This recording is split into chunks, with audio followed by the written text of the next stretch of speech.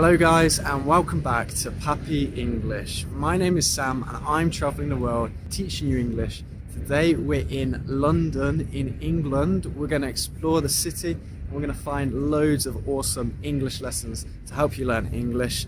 So let's go.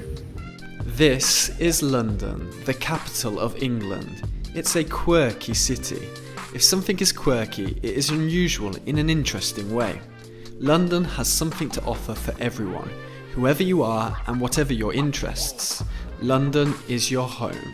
So welcome to London and let's learn English.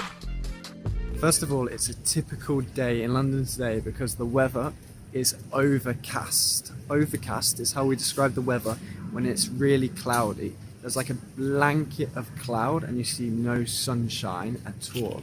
If we look at the sky, it's completely overcast. I looked across the River Thames and I saw Big Ben, unfortunately covered in scaffolding. Scaffolding is the structure that builders use to restore and build buildings. So for the time being, Big Ben is covered in scaffolding. For the time being, it means for now, temporarily. So this right here is a typical English ice cream. And this we call a 99er. Because they used to cost 99 pence, 99p. I don't think they cost 99p anymore. Anyway, it's normal vanilla ice cream and the chocolate is called a flake. It's called a flake. You put the flake in and it's really nice. Unfortunately, it doesn't cost that much anymore. You should definitely try a 99er ice cream when you come to London. So guys, that behind me is the London Eye. If you don't know it, it's a huge wheel in the middle of London. You can go around and around and you get awesome views of the city, the Thames, Buckingham Palace, Big Ben and much more. And yeah, it's huge. But I want to teach you, you know what I want to teach you? I want to teach you some expressions with the word I. First one is, I have an eye for something.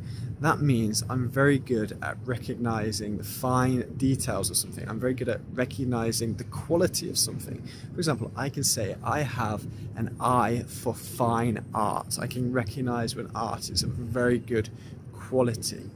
So, if you have an eye for art, there are plenty of places in London you can see some amazing art like the Tate Modern. But now I'm eyeing up my next destination. To eye something up means to look at something closely that you're attracted to or you're interested in. I've been eyeing up Westminster Abbey because I want to teach you a little bit of its history.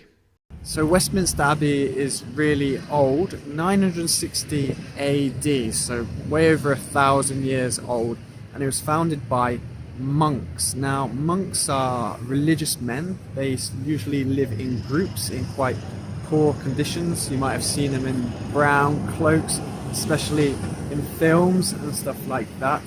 And they don't live here anymore at Westminster Abbey, so technically it's not an abbey anymore. And when Westminster Abbey was built, here it was an island called Thorney Island, which was an island of the Thames. And again, it's not an island anymore, but originally it was, which is pretty cool.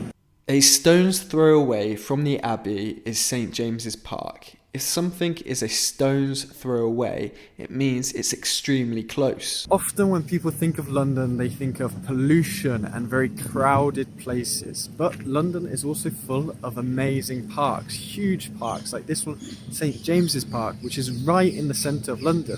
And we could be smack bang in the middle of the countryside. If you say something is smack bang in the middle, it means it's right in the middle, the very centre.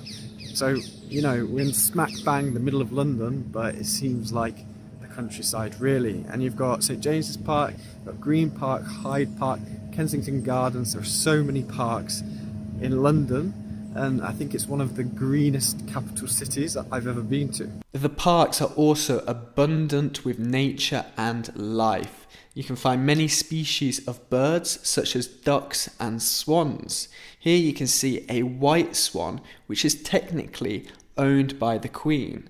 The Queen owns all of the swans in the United Kingdom. That means they belong to the Queen.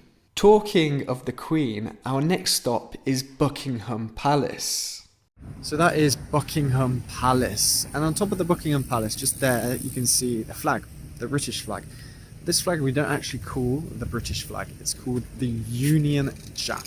When the Union Jack is flying, it means that the Queen is away. The Queen is not present at Buckingham Palace. Next, I saw the Queen's Guard, the security at Buckingham Palace, and also noticed that there were a lot of police. Around Buckingham Palace, as you can imagine, there are a lot of police officers. But in British English, we have other words for police officers, slang words. For example, coppers. I spoke to the coppers about the robbery, and also the old bill. This one's a little bit more old-fashioned. We don't use it so much now, but we often call the police the old bill. So now I'm heading to Covent Garden. If you're heading somewhere, it means you're going to a place. And Covent Garden is a great place to see live shows and also eat some typical food from England. I'm eating pie. This pie that I'm getting is called steak and kidney pie, and it's the most typical. I'm eating it with gravy, which is a meat sauce, and mashed potatoes. It's so delicious. Now I really want to teach you an expression with the word pie, and that is to eat humble pie. Now if you eat humble pie, you show and you say that you're very sorry for making a mistake. For example, I had to eat humble pie and I made a spelling mistake in my English lesson. I had to say, sorry guys, teachers make mistakes too. I ate humble pie. So now I'm getting on the tube to our last destination. The tube is what we call the underground metro system in London. And my final destination, Tower Bridge. So behind me you can see Tower Bridge, and I want to teach you the expression to bridge the gap. Okay, to bridge the gap means to make the jump between two things. So for example, imagine you're an intermediate speaker in English and you want to be advanced. You need to bridge the gap between intermediate and advanced. You need to take that leap across to the next level, which is obviously very, very different. So what can you do to bridge the gap? Well, I think it's always good to take an interest in the culture of the language you're learning. So if you want to learn British English, it's good to take an interest in British culture. Come to London, and when you have an interest in something, it's always easier to learn. So try and do that to bridge the gap.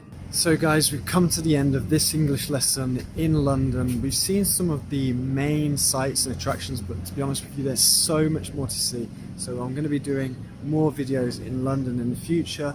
You can do museums, more about food, and like other parts of the city that I have to show you and teach you English there as well. So that's London. We've learned some English lessons. Thank you for watching, and I'll see you in the next class. Bye. So that is the amazing city of London, a dynamic city with so much to offer. I'm traveling the world and teaching you English. Where do you think I should go next?